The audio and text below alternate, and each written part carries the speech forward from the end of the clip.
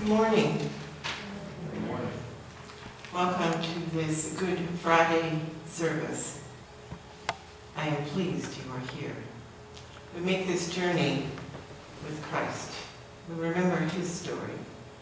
And we make this journey on behalf of many people who this day remember a particular story about a particular person who brought a particular teaching to this world. As we gather, we acknowledge that we gather on the traditional territories of the Nuu-chah-nulth First Nations peoples. These peoples have stewarded this land for centuries. Others have joined them to steward the land. Together, we are all one.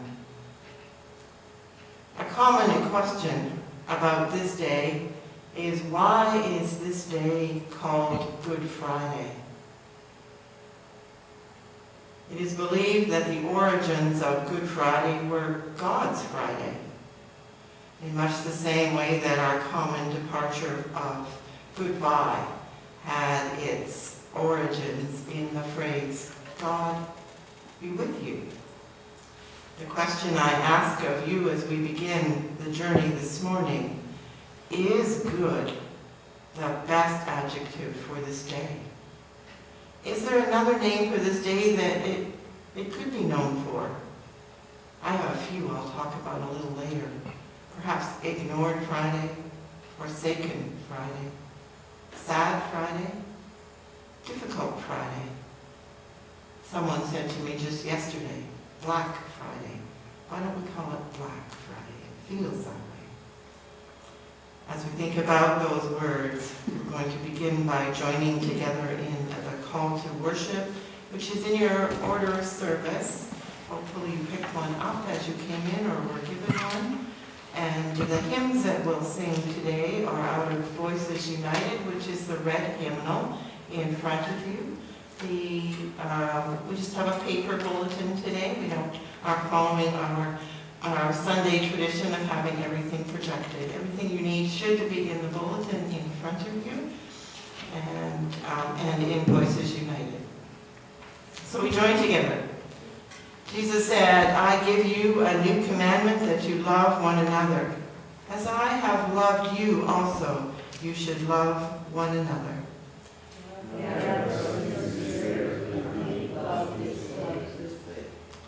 Not only gather us, but build in us the depth of your love.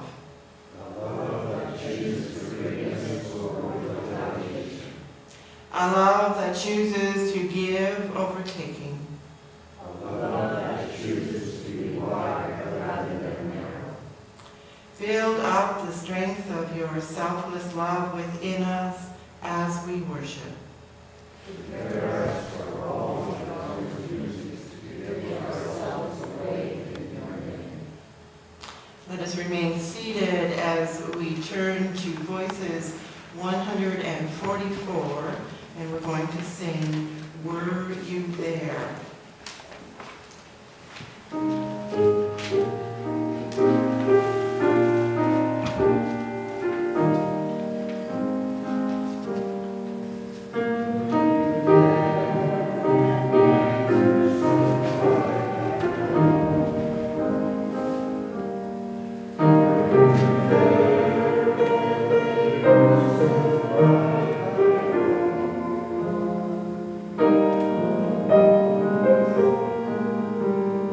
So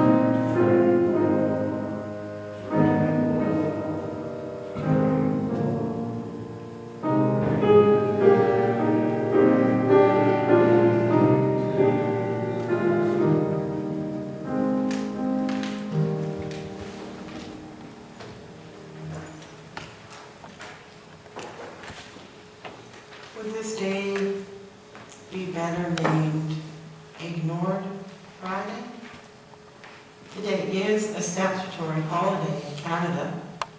Stores are closed, well, some are closed, not all. Times are changing, aren't they? School children have the day off. Many offices and businesses are closed. Although 2 stores I was in yesterday, interacting with people, and we were just talking about, Friday being a statutory day off, and they said, oh, no, for us, we're working. And so how things have changed. I wonder what percentage of the population know what holiday the statutory holiday represents.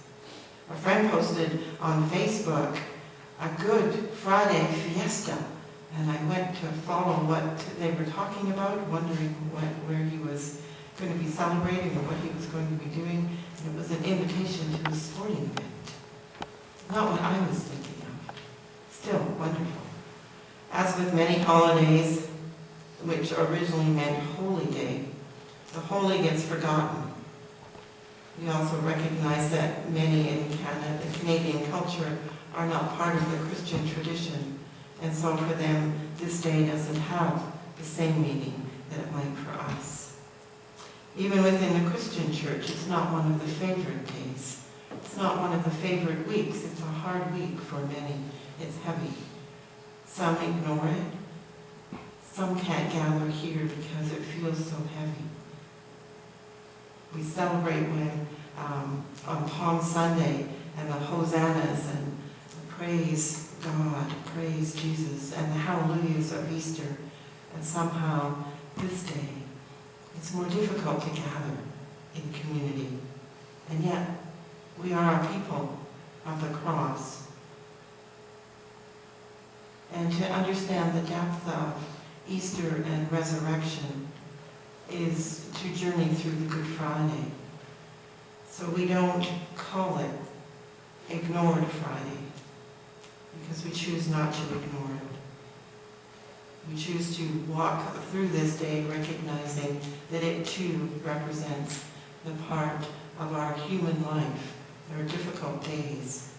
There's pain and there's anguish, and the story of Jesus' crucifixion, unfortunately, represents the reality of too many people across the globe. And so we can't really call it Ignored Friday. How about Sad Day? We call it Sad Day. Good Friday seems like a strange name for this day. I have children who ask me that quite frequently. Could it be called a bad day, or maybe a sad day? As was mentioned, we're in a society that sometimes prefers to ignore this day, or maybe ignore the difficulties of life. Sometimes we're reluctant to talk to one another about the reality of death. We know it in our minds. We know that it will come. And yet when it comes, it's as if we're surprised. Our head often and our mind understands this truth, and yet our heart is surprised when it arrives on our doorstep. And we're saddened. We lament about many human realities. The deep truth of sadness in this day. We can imagine Jesus' mother at the foot of the cross, because we've sat beside loved ones who were dying. We understand the variety of responses of the disciples, because we've probably experienced them all. Denial, doubt, confusion, lack of understanding. There is sadness in the crucifixion story, and that's because there is sadness in our human stories. And God did not abandon Jesus in his sadness. God does not abandon us. God upholds us in the everlasting arms of love and grace. Sadness is not the end of God's story, and so this day cannot be known as Sad Day.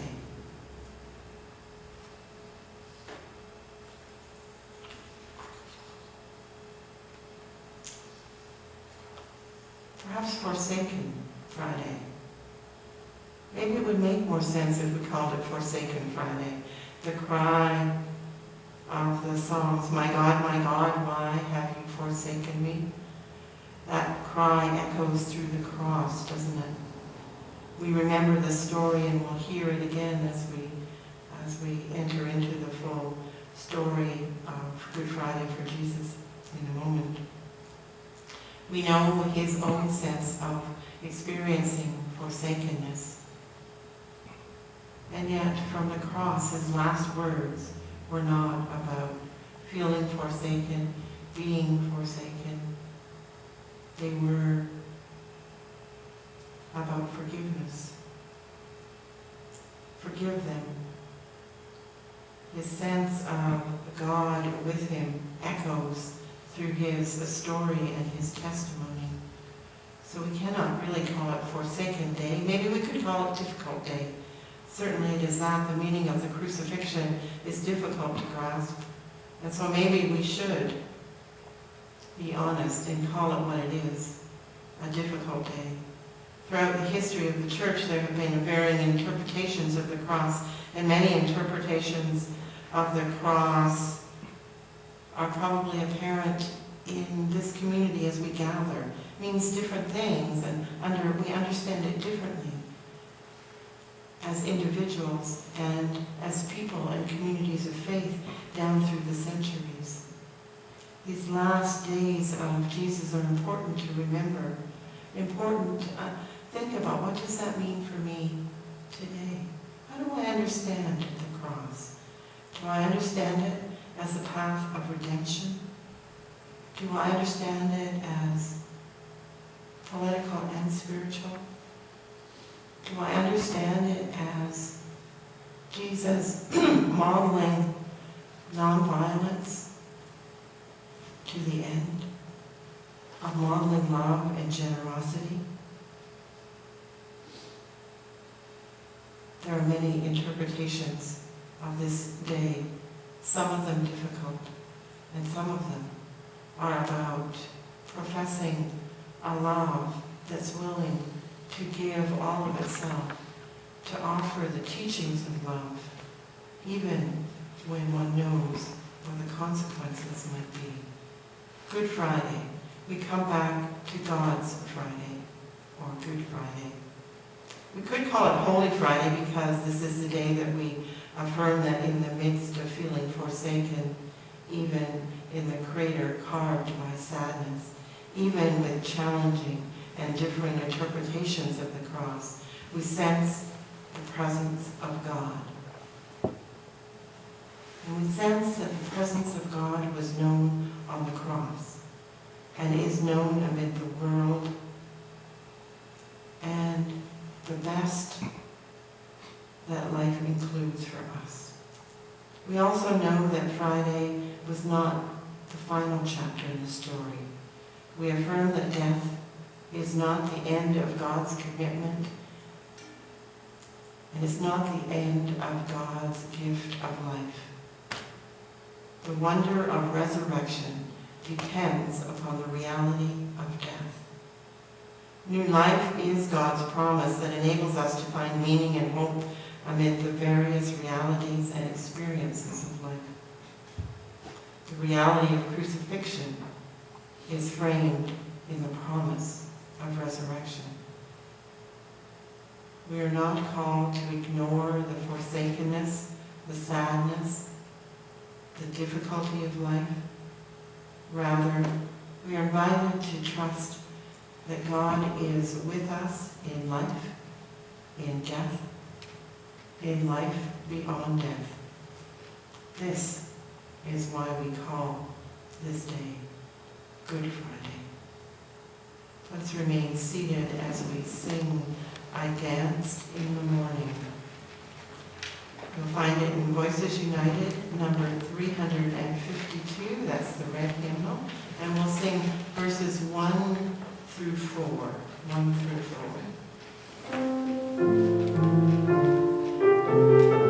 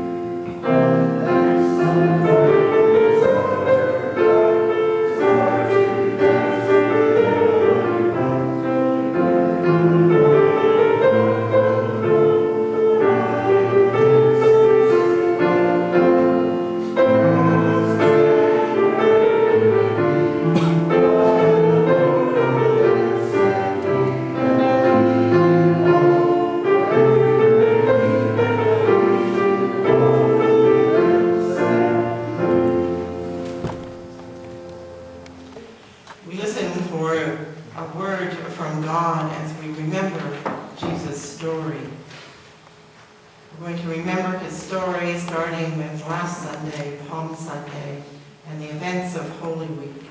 As we remember this story told in paraphrase, there is a sung response. The words to that response are in your order of service. It's take, oh take me as I am. Ellen, would you play that through once for us, please?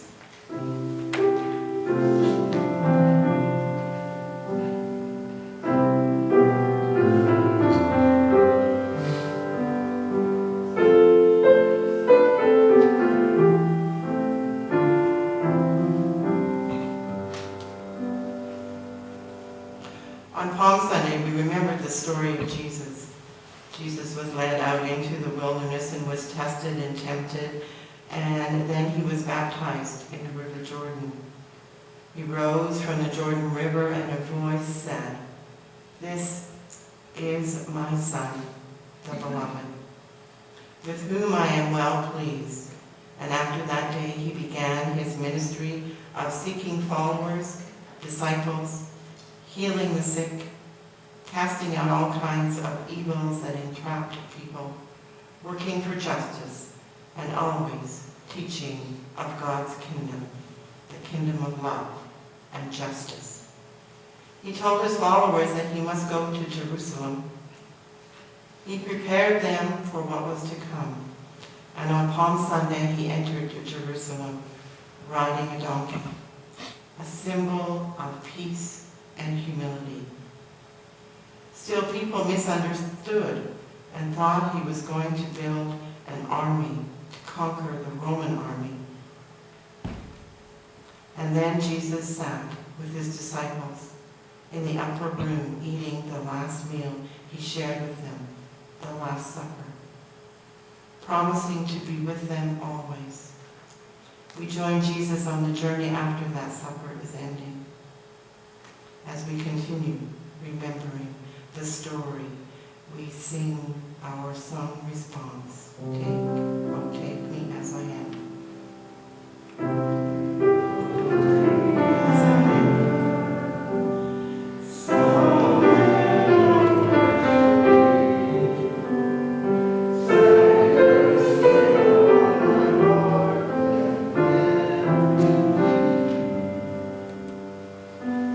After supper, they went to a garden where Jesus prayed. His friends were very tired and fell asleep. When Jesus woke his friends up, Judas showed up with soldiers and some religious leaders who wanted him dead. They arrested Jesus. All Jesus' friends ran away because they didn't want to get arrested too. Peter followed, careful not to be caught, and watched as the soldiers took Jesus to the home of the chief religious leader. A woman looked at Peter and said, "I know you. You are one of Jesus' followers." And Peter protested, No, I'm not." Another person heard him and said, "You speak like a Galilean. You must be one of his friends." And Peter insisted, No, I'm not." A third person saw him and said, "I saw you in the crowd of disciples." And Peter cried out, No, it wasn't me." And then Peter heard the rooster crow 3 times. It was morning, and he had denied Jesus 3 times, just as Jesus had said he would. Peter wept bitterly, turned to God, and in his heart he sang.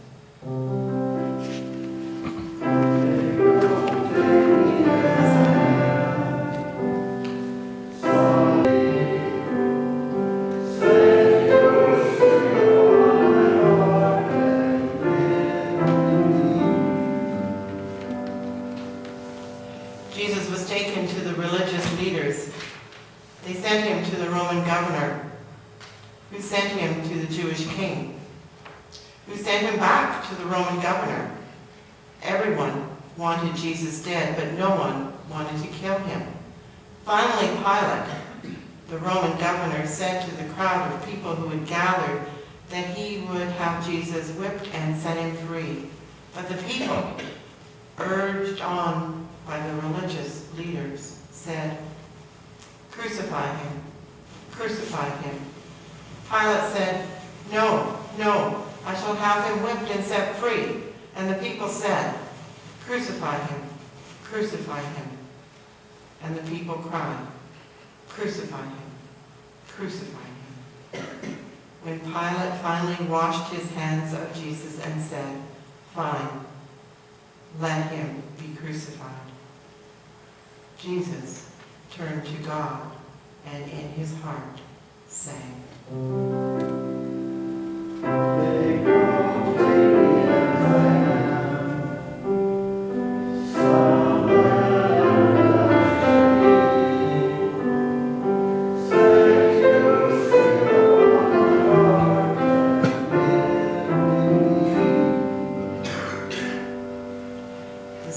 built a big cross for Jesus and made him carry it through Jerusalem to the hill called Golgotha.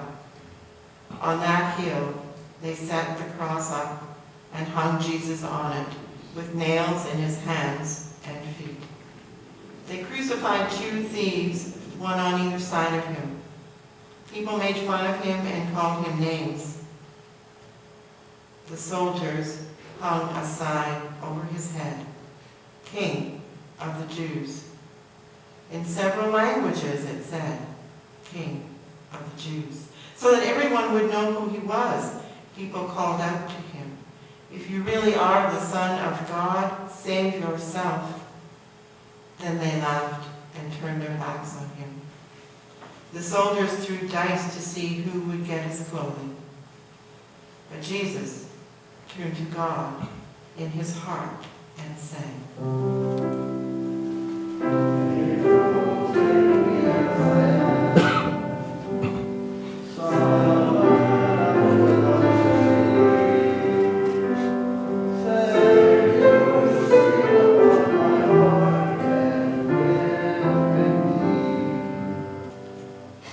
and Jesus died.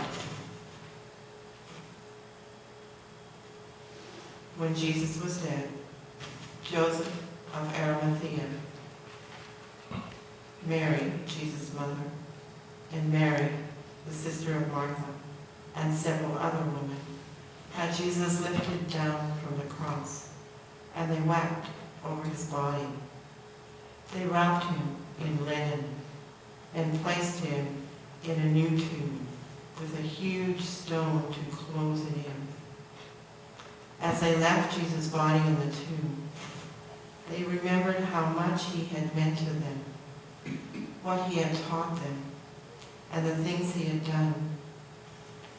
Very afraid and uncertain of what was to happen next, they turned to God as Jesus had taught them, and they sang in their hearts,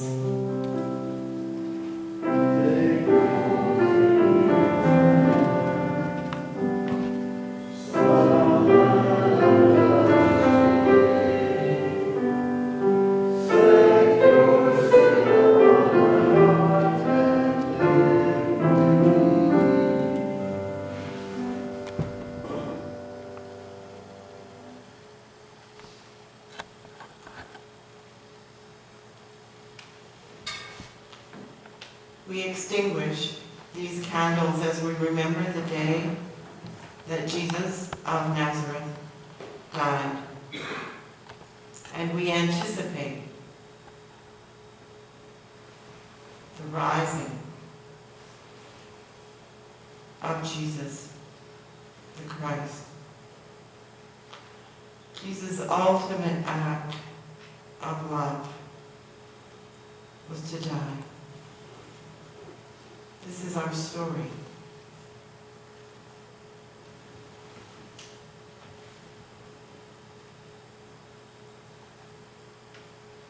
How can it be that the ultimate act of love is to be willing to die?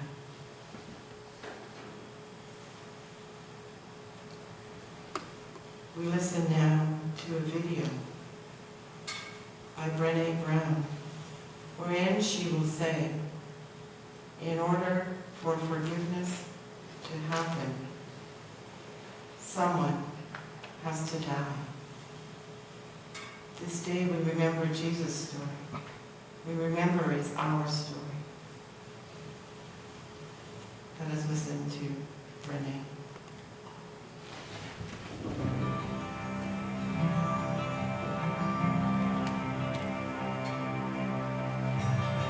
Do we have to die to live? Oh yeah. 1,000 deaths. Just imagine. And people are buying the books. I know, but you know what?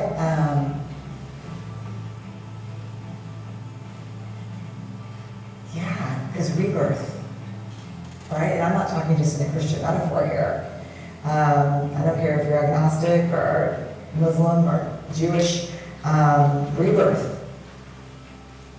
There has to be, we have to bury things and we have to grieve them and they have to go away for good. That's death. And then something new is born of it. But yeah, absolutely.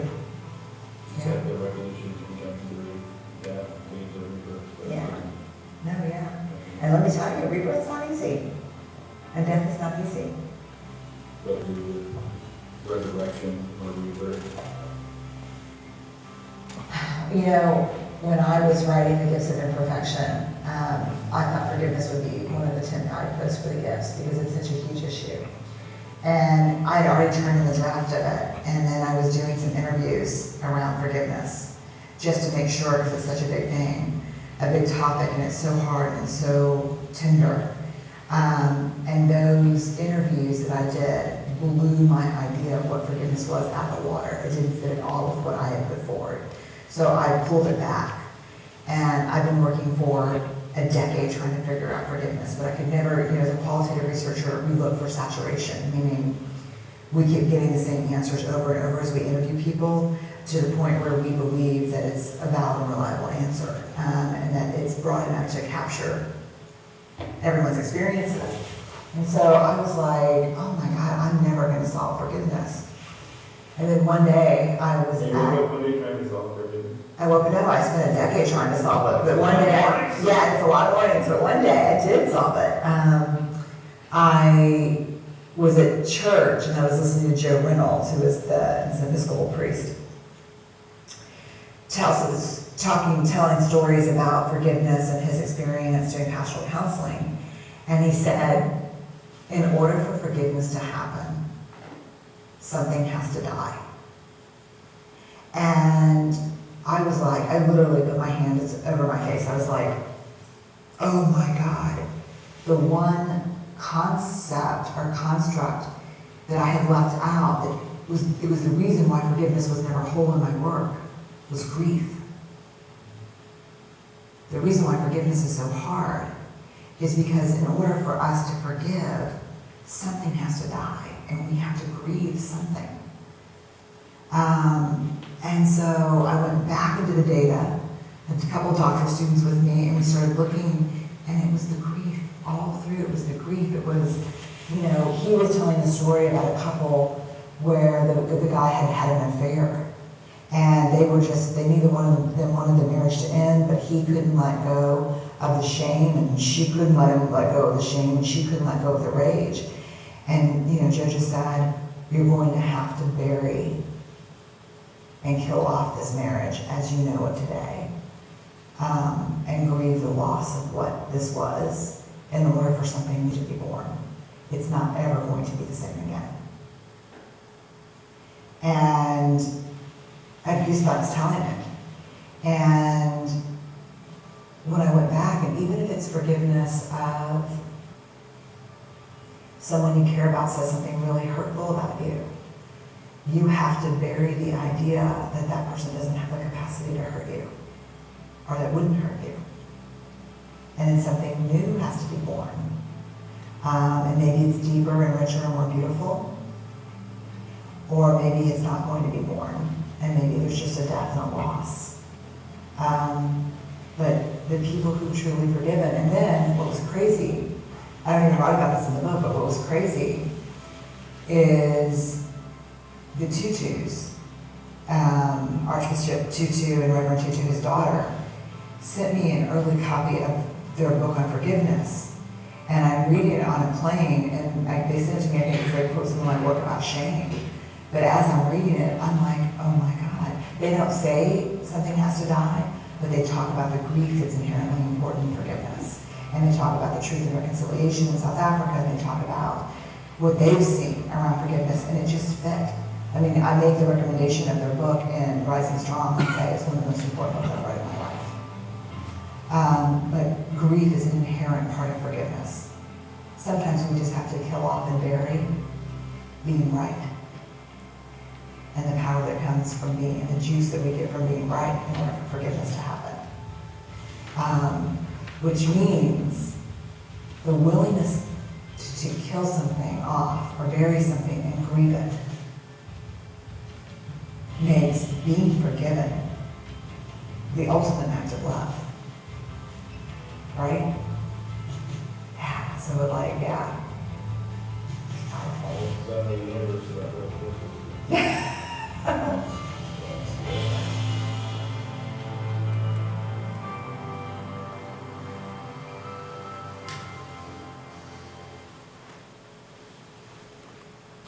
I brought Brené's video into our story because I think that Jesus would have us do more than remember his story and this difficult, challenging, black day. That the story needs to be part of our story in a really deep way, in a new way, every Good Friday. What is it? What is the ultimate act of love that we're called to in our day-to-day lives today? Brené talked about forgiveness. Jesus talks about forgiveness from the cross. I think it's important to journey with Jesus to remember his last week, to remember how we understand this cross for ourselves and the meaning that it brings into our life and our faith. And then take that next step. What is it I'm being asked? What's being asked of me today? To walk this loving path. It may have nothing to do with forgiveness for you. It might be something else. The labyrinth is open for your reflection. You might want to consider Brené's words or one of these questions, which are on the back of your order service section. What has to die in your life? What have you held on to long enough? What do you need to bury in order to live? Did someone say something hurtful? Maybe it seemed small at the time, but in your heart it's grown larger. What is the ultimate act of love in your life? What does Jesus' ultimate act of love mean to you? You may wish to walk the labyrinth that's open and down on the floor of the tomb. You may want to enter the labyrinth with a closed hand. Walk the path, and when you arrive in the center, to open your hands as a sign of a shift in your life, an openness, a soft heart towards God. You may wish to pick up one of the stones that are on the table near the entrance to the labyrinth. Maybe there's a word there that speaks to you today. There's prayer cards there too. Maybe there's a prayer card that speaks to you. Feel free to use it or take it with you. And if you're not feeling like you'd like to walk the labyrinth and you're taking all of this into your day, may you know that you are blessed. May you know that you are surrounded by gifts of wisdom and love. This day is a holy day. This is God's Friday. And we journey it with integrity. We journey together as we sing Bread for the Journey, which has been our Lenten hymn in this community of faith that's It's also in your order of service. Bread for the journey. I invite you to take a piece of bread as you leave for your journey.